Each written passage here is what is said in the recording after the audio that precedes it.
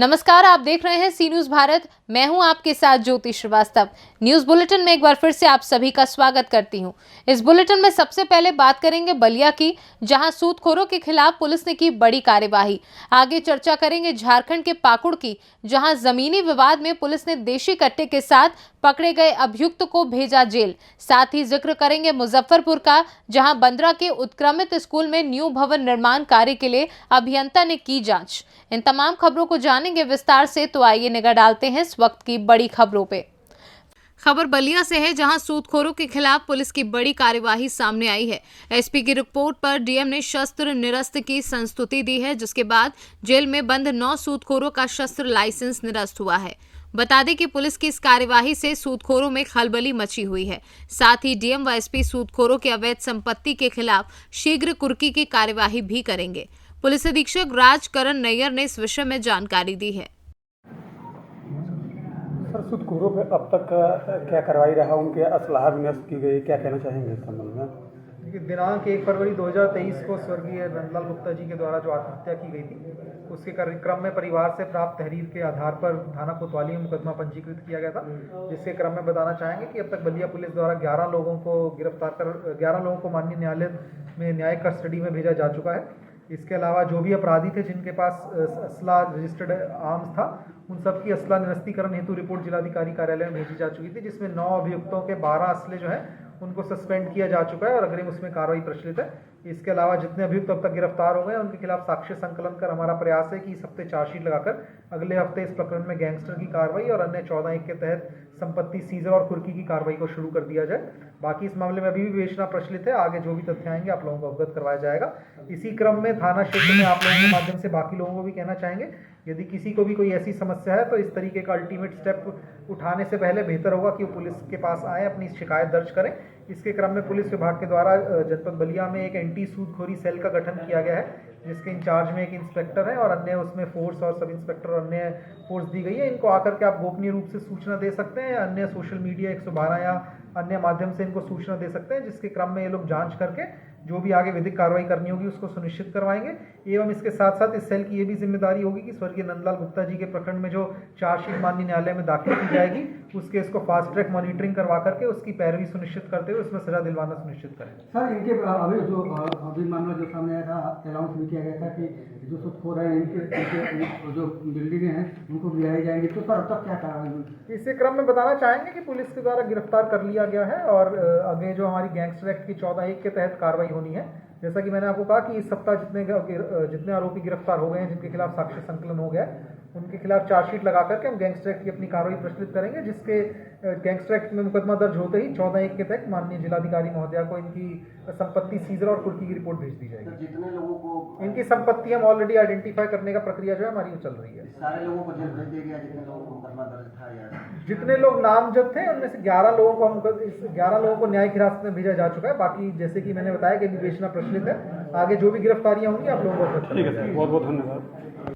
बलिया से सी न्यूज संवाददाता राजू गुप्ता की रिपोर्ट। हिरनपुर थाना क्षेत्र के सुंदरपुर में जमीन विवाद को लेकर 2 पक्षों के बीच में झड़प की सूचना पाते ही हिरनपुर पुलिस घटनास्थल पर पहुंची, जहां उत्तम मंडल और उज्जवल मंडल के बीच झड़प चल रही थी। इसी बीच उत्तम मंडल का बेटा संगम मंडल ने देशी कट्टा निकाल लिया और मौके पर पुलिस ने देशी कट्टा के साथ संगम मंडल को गिरफ्तार कर लिया। इधर गिरफ्तार युवक संगम मंडल से पूछताछ में पता चला कि लिट्टीपाड़ा थाना क्षेत्र के करियोडी निवासी मुकेश साहा से 1 साल पहले देशी कट्टा खरीदा गया था। वहीं हिरनपुर पुलिस ने करियोडी से मुकेश साहा को गिरफ्तार किया है। वहीं थाना प्रभारी अमर कुमार मिंज ने बताया कि दोनों आरोपी को आर्म्स एक्ट के तहत मामला दर्ज कर संगम मंडल को जेल भेज दिया है। साथ ही संगम मंडल के निशानदेही पर पकड़े गए व्यक्ति मुकेश साहा को अनुसंधान के लिए देशी कट्टा के मास्टरमाइंड तक पहुंचने के प्रयास में जुटी है। सुंदरपुर में 2 पक्षों के बीच में जमीन विवाद को लेकर झगड़ा हो रहा था। इसमें उज्जवल मंडल के द्वारा सूचना दिया गया कि थाना में कि एक संगम मंडल नाम का लड़का जो है वो जमीन विवाद के क्रम में एक देसी पिस्तौल जो है निकाल करके धमकी दे रहा है। इस पर वरीय पदाधिकारी सूचित करते हैं, उसे कार्रवाई करने के लिए थाना से पुलिस बल को भेजा गया था। पुलिस बल के द्वारा संगम मंडल को पिस्तौल के साथ में गिरफ्तार किया गया है। और संगम मंडल द्वारा बताया गया कि ये पिस्तौल जो है, देसी पिस्तौल 1 साल पहले करियोडी के मुकेश कुमार साहा से ये खरीदे हैं और मुकेश कुमार साहा को भी गिरफ्तार किया गया, उनसे पूछताछ की जा रही है और पूछताछ क्रम में जो भी तथ्य निकल कर आएंगे उनका अपना अनुसंधान किया जाएगा और आगे कार्रवाई करते हुए दोनों को मंडल कारा पकड़ा। झारखंड से सीनू संवाददाता अभिषेक तिवारी की रिपोर्ट। मुजफ्फरपुर जिले के बंदरा उत्क्रमित हाई स्कूल तथा सक्रीमन हाई स्कूल में इंटर स्तरीय छात्र छात्राओं के शैक्षणिक कार्य के लिए जल्द ही नए भवन उपलब्ध कराने की प्रक्रिया शुरू कराई जाएगी। इसके लिए सरकार के निर्देश के आलोक में बिहार राज्य शैक्षणिक आधारभूत संरचना विकास निगम लिमिटेड की तरफ से भवन निर्माण कार्य की प्रक्रिया शुरू कराई गई है। विभागीय दिशा निर्देश एवं प्राक्कलन गाइडलाइन के अनुसार बुधवार को प्रखंड के उत्क्रमित हाई स्कूल सक्रीमन तथा बंदरा में इंजीनियर गणेश कुमार की उपस्थिति में भवन निर्माण कार्य को लेकर लेआउट की प्रक्रिया कराई गई। इस दौरान विभागीय अधिकारियों एवं संबंधित कर्मियों की उपस्थिति में ये कार्य कराया गया।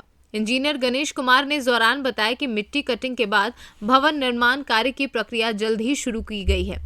प्रभारी प्रधानाध्यापक गौरी कुमार ने बताया कि भवन निर्माण से उच्चतर कक्षा के छात्र छात्राओं का शिक्षण कार्य कराया जाना संभव हो सकेगा।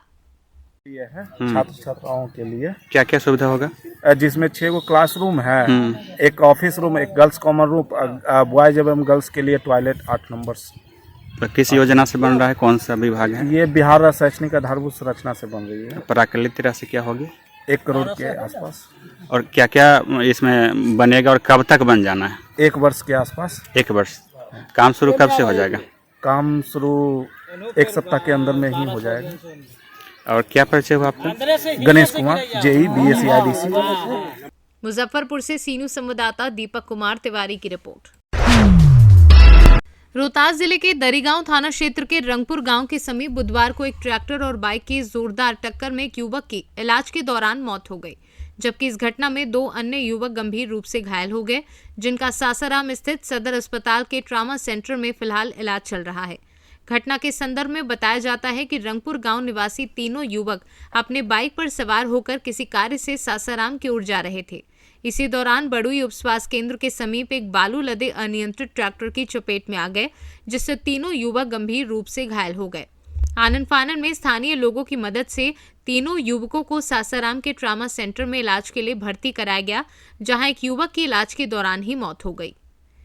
कहाँ हुआ? जैसे कि एक स्वास्थ्य केंद्र है और स्वास्थ्य केंद्र पे जैसे कि 3 लोग था, 3 लोग गाड़ी से आगे जा रहा था, अब पीछे बालू लोड था, अब बालू जैसे कि बालू लोग पीछे ले ही धक्का लग गया। कौन चीज़ पर बालू लोड था? अभी हम नहीं देखे हैं, गाड़ी लेके भाग गया है, हम नहीं देखे। नहीं, जैसे कि बालू का लोड था उसको, मतलब ट्रैक्टर था कि ट्रैक्टर था, ट्रैक्टर था? जी। अच्छा, कहाँ घटना हुआ था ये? रंगपुर जैसे कि स्वास्थ्य केंद्र है, बड़ोई मोड़ के पास। कहाँ के रहने वाले मृतक है? मृतक है रंगपुर के। क्या नाम हुआ इनका? इनका पप्पू कुमार नाम है। पप्पू कुमार नाम है। पिता क्या नाम है? पिता का नथुनी बिंद नाम है। आप कौन है? आप इनका हम जैसे कि चाचा लगते हैं। क्या नाम हुआ आपका? हमारा नाम है कृष्ण कुमार। ये ट्रैक्टर ले भइल है। ट्रैक्टर से? जी कहाँ, कहीं जा रहे थे कि खड़े थे? जी जाते रहे, ने ले बालू लाद के वो ले आवत रहे, आसानी वो ने ले जाते रहे बालू लाद के। ट्रैक्टर बालू लद के जाते रहे। ई लोग का जी पता? मोटरसाइकिल ले मोटरसाइकिल से था, तो ससरा मार रहे थे लोग। हाँ, कहाँ घटना हुआ ये? बड़ुई मोड़ पर। मड़ुई के पास। क्या नाम है इनका मृतक के? पप्पू बिंद। हैं? पप्पू बिंद। पप्पू बिंद। हमारा ना पूछे तनी। ना, जो मृतक है पप्पू बिंद। पप्पू बिंद कहाँ के रहने वाले हैं? रंगपुर। रंगपुर। कौन थाना है? दरियाव थाना। आप कौन है उनके? पिताजी है। क्या नाम हुआ आपका? नथुनी बिंद। रोहतास से सीनू संवाददाता पंकज कुमार की रिपोर्ट।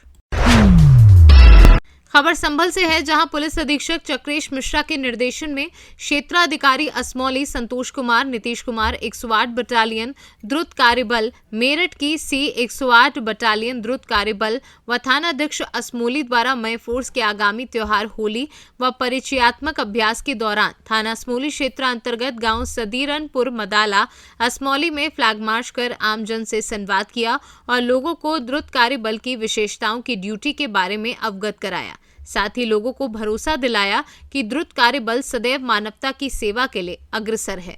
संभल से सीनू संवाददाता LK भारद्वाज की रिपोर्ट। फिलहाल इस बुलेटिन में बस इतना ही। देश दुनिया की बाकी खबरों के लिए आप देखते रहिए सी न्यूज़ भारत।